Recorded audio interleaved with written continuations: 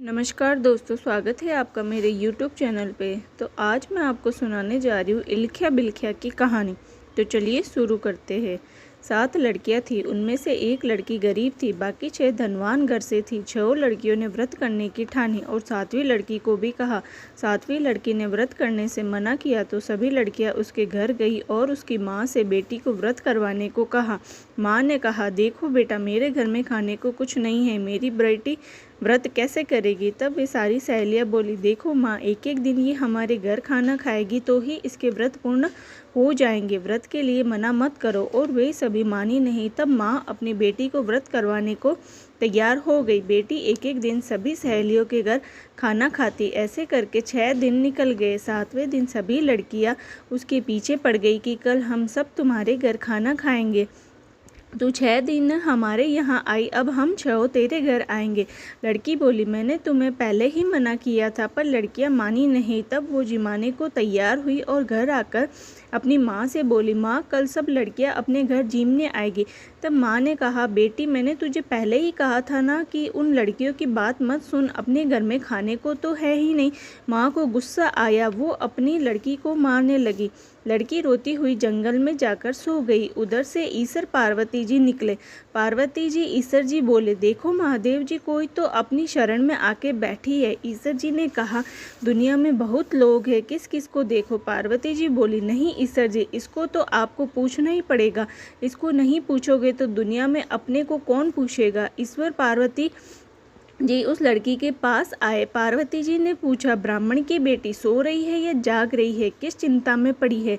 लड़की बोली, मेरे घर में खाने को नहीं है, मैंने गौर के व्रत किए। 6 दिन 6 लड़कियों के घर गई, अब 6 लड़कियां मेरे घर जीमने आएगी, मैं उनको क्या जिमाऊंगी।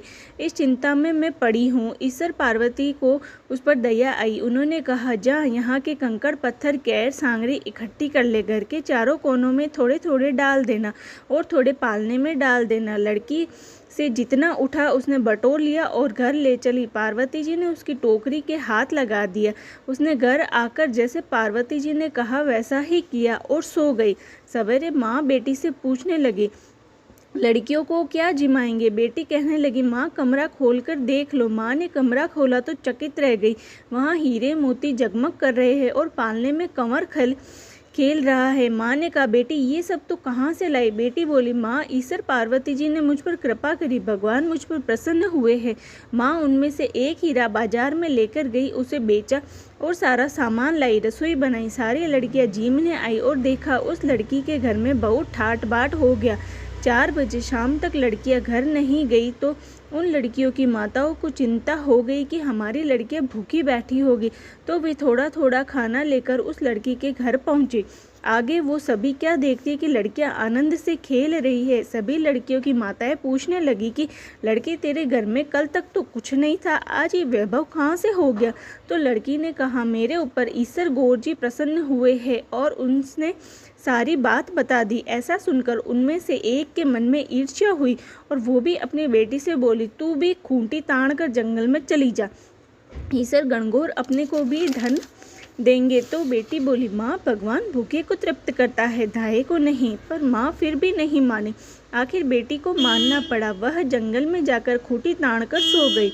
ईश्वर जी उसके सपने में आए और बोले, बेटी, तू सो रही है या जाग रही है। बेटी बोली, चिंता में हूँ, मैंने लड़कियों को जीमने बुलाया पर मेरे घर में कुछ नहीं है। तो ईश्वर जी ने कहा, सुबह उठकर बगीचे से केर सांगरिया ले जाना। वो उसी समय उठ बगीचे से केर सांगरिया ली और घर जाकर माँ को दी।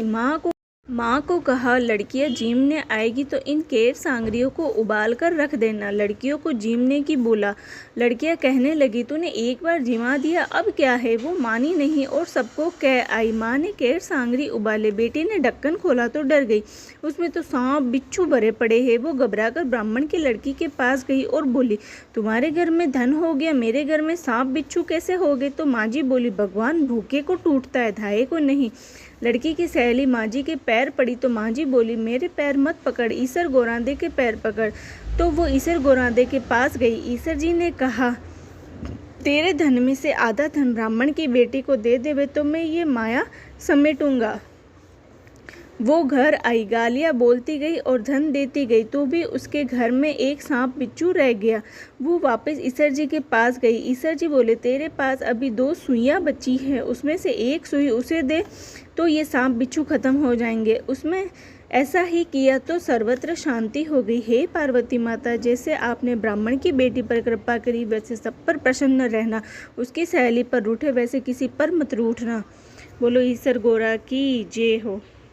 ऐसे ही सभी व्रत की कथा कहानियाँ सुनने के लिए प्लीज़ मेरे चैनल को सब्सक्राइब कर देना, नीचे दिए गए लाल बटन को दबा देना।